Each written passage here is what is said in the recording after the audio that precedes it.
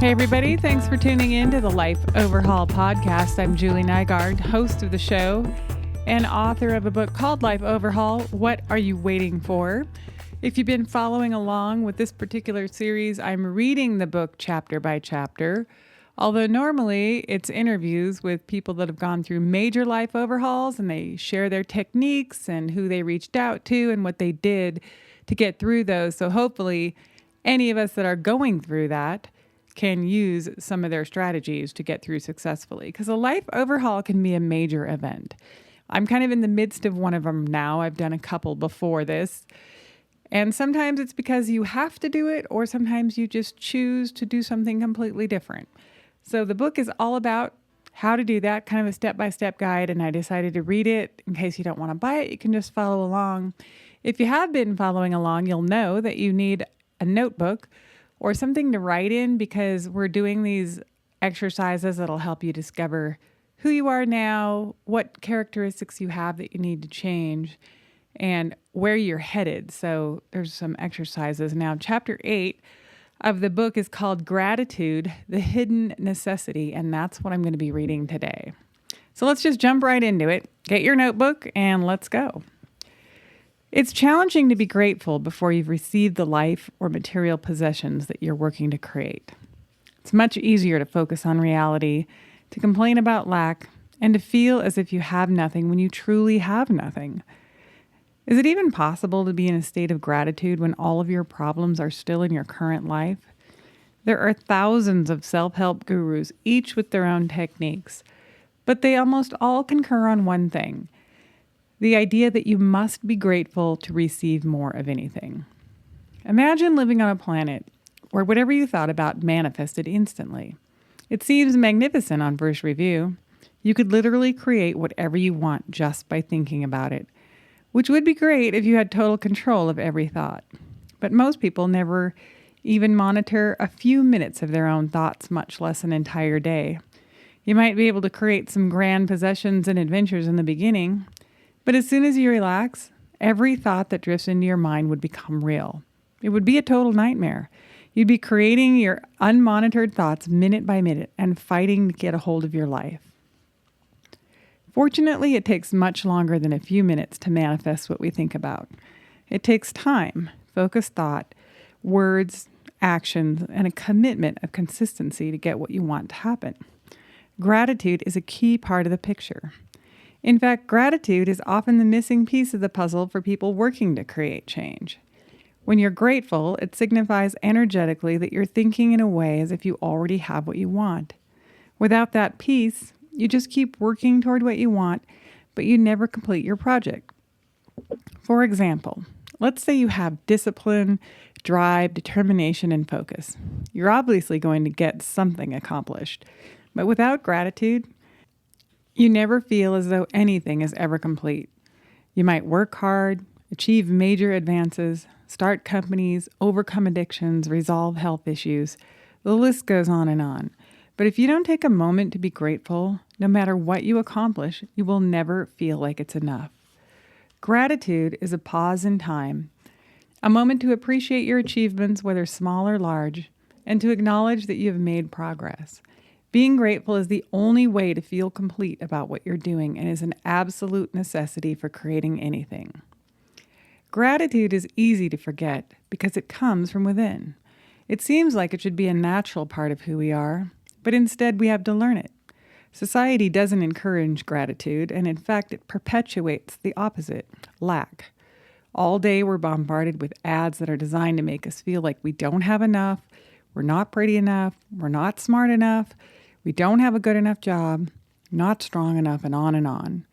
It's estimated that the average person is exposed to as many as 5,000 ads in a day.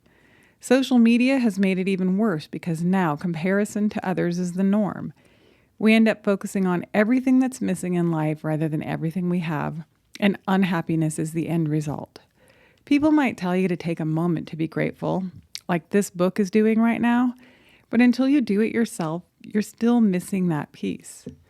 Gratitude turns the tables to positive perspective, as well as gives you permission to take pride in your achievements. It literally forces you to find joy wherever you are in the moment. It's impossible to look for things to be grateful for and stay in a bad place. When you think of all that you have rather than all that you don't have, you set the pace for more good things to come into your life. Take a moment now to write down 7 things you're grateful for. The best time to review this list is right before bed. Being in a grateful place at night puts you in a good mood as you fall asleep. And since whatever you focus on expands, it also sets the pace for you to receive more things to be grateful for the next day. For more effectiveness, interlace the things you currently have with the things you would like to have or achieve. That way, you keep the same feeling of what is real with what you're trying to create in the future, and that makes it easier to be grateful for things that don't exist yet. Here's an example of having a beautiful new home as the goal, even though you may not currently have your dream home. First, you say this while you're thinking about the place that you currently live. I'm so grateful for this home that I have now. It's nice to have a roof over my head, a place to come home to, a place to relax. Now say this while picturing your future dream home. I love living in the home of my dreams, the way it sits overlooking the mountains so I can see the sunset each day. Now going back to where you currently live. I'm so grateful to be able to afford this place, to have comfort of my bed, to be able to enjoy the peace of mind of having a home. And now back to your dream home. Every day when I look out and see the mountains, I take a moment to be grateful for the journey that brought me here and for all the things I learned along the way. This is an example of having a goal of a new home, but feel free to integrate your own dreams and goals. Since your body doesn't know the difference between what is real and what's imagined, you're training it to feel the same gratitude for what you have now as what you will feel when you have your dream home. So choose one of your goals and write down what you're grateful for. As you write, remember to truly feel each concept as you put it down. So you have your goal and you do 1, things you're grateful for now, 2, things you're grateful for in the future, 3, things you're grateful for now, and you switch back and forth so that, again, you're creating that same feeling. Think back to the planet where every thought manifests immediately. What exactly would you think about? Would you complain constantly? Would you waste time focused on what other people are doing? If you achieve something important, would you complain and trudge along on your next goal without taking a moment to be grateful? Probably not. Most likely, you would choose your thoughts and words carefully and take time to be grateful for all that you had created. Why not start that concept now? Although manifestations don't happen instantly, what you think about, talk about, and take action on creates your reality over time. Don't waste time on anything other than what you truly want to experience. Contemplate your words, guard your thoughts, and stay focused with your actions, and you will have what you desire. Always be grateful, no matter how large or small your achievements.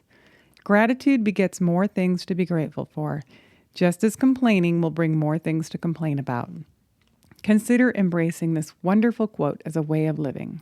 Never complain, never explain. All right, that's all there is to Chapter 8 of the Life Overhaul book. So if you want, go back, listen to it again, and do the exercises. That's so key in this whole process, is to do something different that you haven't done before, right? They say insanity is doing the same thing over and over and expecting a different result. Well, take a moment to do something different. And reading those goals every morning and night is so important. I do that myself for sure in the morning, and then I try to put myself in the place of living as if when I fall asleep so that I can be like, well, what would it really be like if I were like this? But I'm still grateful for everything that I have. I hope that this podcast has helped you, and if you want to check out the book Life Overhaul, it's available on Amazon. And whatever you're going through, I wish you the greatest success. It is difficult sometimes, but pull together your team, get your resources, and go for it. Because I think it's truly more scary to stay in the same place than it is to change when you know you need to change. Catch you on the next episode of Life Overhaul Podcast.